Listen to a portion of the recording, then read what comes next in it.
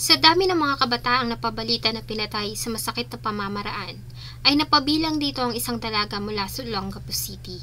Marami ang nanghihinayang dahil sa hindi lamang napakabait na bata, kundi magtatapos na ito noon sa kursong Bachelor of Science in Education at running for summa cum laude. Hindi rin siya katulad ng ibang kabataan na mahilig gumala at lumabas ng bahay, mahinhin at professional manamit. Kaya naman talaga namang marami ang nalungkot nang matagpuan ang wala ng buhay nitong katawan sa loob mismo ng kanilang tahanan. Samahan niyo po akong balikan ang kwento ni Jennifer de la Cruz Ablaza. Bago ko po ipagpatuloy ang ating kwento, sa mga bago po sa channel ko at nais sa mga ganitong klase ng kwento ng krimen na nangyayari sa loob at labas ng ating bansa ay maaari pong pakipindot ang ating subscribe button at notification bell para ma-notify kayo pag may mga bago tayong upload na videos. Ang Olongapo City ay dating tinaguri ang Sin City dahil sa madaming mga iligal na aktibidad ang nangyayari sa lungsod noong kapanahunan. Nagkalat din sa lansangan ng Olongapo noon ang mga kababaihan at kalalakihang nagtitinda ng aliw. Subalit sa paglipas ng panahon ay tuluyan ng nabura ang imaheng ito ng Olongapo dahil isa na sila ngayon sa mga kinikilalang lungsod na outstanding model dahil sa marami nang nagbago sa lugar. Sa lugar na ito lumaki at nagkaisip si Jennifer de la Cruz Ablaza, isang mabait na anak, mapagmahal na kapatid, maaasahang kaibigan, matalinong estudyante at magalang na dalaga. Para sa mga taong nagmamahal kay Jennifer, ay nasa kanya na ang lahat ng katangian ng isang modelo at tunay na dalagang Filipina. Sa batang edad ay kapansin-pansin na kay Jennifer ang pagiging matalino nito. Mabilis itong matuto at lagi itong nangunguna sa klase. Malimit nila itong ipanlaban sa mga academic contest hanggang sa tuluyan na nga itong magdalaga at magtapos ng high school sa New Cabalan National High School. Nang makapagtapos ay nag-enroll ito sa Columban College at kumuha ng kursong Bachelor of Science in Education. Pangarap niya talaga maging guro at makapagturo sa mga bata sa kanilang lugar at matulungan ang kanyang pamilya. Subalit ang pangarap na ito ni Jennifer ay gumuhong lahat dahil sa isang lalaking pumutol sa kanyang mga pakpak. November 2, 2020, sa kasagsagan ng pagsalanta ng COVID-19, ay isang masakit na pangyayari ang hindi na makakalimutan ng mga nagmamahal kay Jennifer. Maghapon lang na nasa loob ng bahay ang dalaga dahil sa pandemic. Minsan ay tumutulong siya sa kanyang ina sa pagtitinda sa palengke at sa pag-online selling. Nang araw na iyon ay naiwang mag-isang dalaga sa bahay. Nang umuwi ang mga magulang ay tinawag siya ng kanyang ina subalit hindi siya sumasagot. Kalimitan ay agad itong sumasalubong kaya naman tinignan nila ito sa loob ng kanyang silid.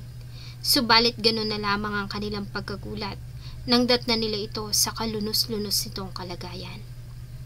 Wala na itong buhay at naliligo sa sarili nitong dugo. Magulo din ang loob ng bahay. Agad silang tumawag sa mga pulis na agad din namang dumating sa crime scene sa Purok 4, Barangay New Cabalan o mas kilala sa tawag na landfill area. Pagdating nila ay dinatna nila ang dugo ang biktima. Nagtamo ito ng 2 tama ng saksak sa kanyang leeg. Napag-alaman din nila na nawawala ang pera nito na nagkakahalaga ng 4,000 pesos at mga alahas. Kaya naman una na nilang tiningnang motibo ay ang pagnanakaw. Sa ginawa nilang pagsasaliksik sa crime scene ay isang bagay ang kanilang natagpuan na siyang nagbigay ng linaw sa sinapit ni Jennifer. Mula kasi sa crime scene ay nagawa nilang makakita ng isang leather na wallet. Ang nasabing wallet ay hindi pagmamay-ari ng pamilya at positibo naman itong kinilala ng ate ni Jennifer na ang nasabing wallet ay pagmamay-ari ng dati niyang kasintahan na si Ronel Semera Cabarubias, residente din ng lugar.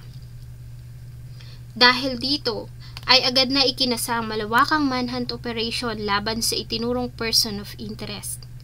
Subalit wala na ito sa Olongapo. Buti na lamang at nakipagtulungan sa mga pulis sa mga kamag-anak ng suspect at agad na itinuro kung saan ito makikita. Kaya naman agad din itong inaresto sa San Marcelino, Zambales.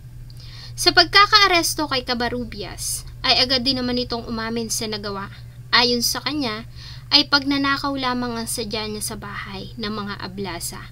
Subalit hindi niya alam na naroon si Jennifer. Kilala siya nito dahil sa dati niyang kasintahan na nakatatanda nitong kapatid.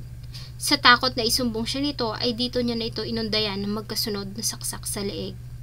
Matapos ang ginawang pagpatay at magawa ang pagnanakaw ay itinapon niya ang kutsilyo na ginamit sa masukal na damuhan katapat ng bakuran ng pamilya ng biktima. Sinubukan namang hanapin ng mga pulis ang patalim, subalit hindi na nila ito natagpuan. Ganun pa man ang ginawa nitong pag-amin at ang leather wallet na pagmamay-ari nito na natagpuan sa crime scene ay sapat ng ebidensya para tuluyan na nga itong sampahan ng kasong robbery with homicide sa Olongapo City Hall of Justice. Humingi ito ng tawad sa pamilya ni Jennifer, subalit hindi ito sapat. Para sa pamilya ay dapat lamang na mabulok ito sa loob ng kulungan dahil sa ginawa nito kay Jennifer. November 4, 2020 ay nagpaabot naman ng pasasalamat ang pamilya ni Jennifer sa social media sa naging mabilis na pagkakalutas ng kaso at pagkakadakip sa may sala.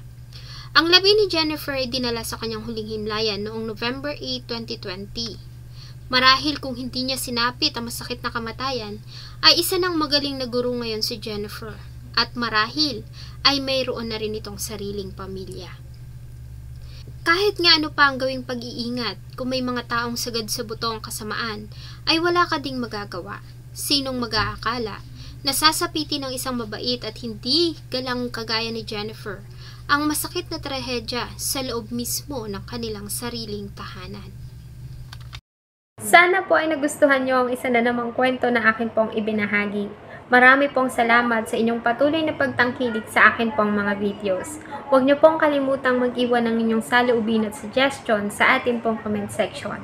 Thank you so much po and see you in my next video.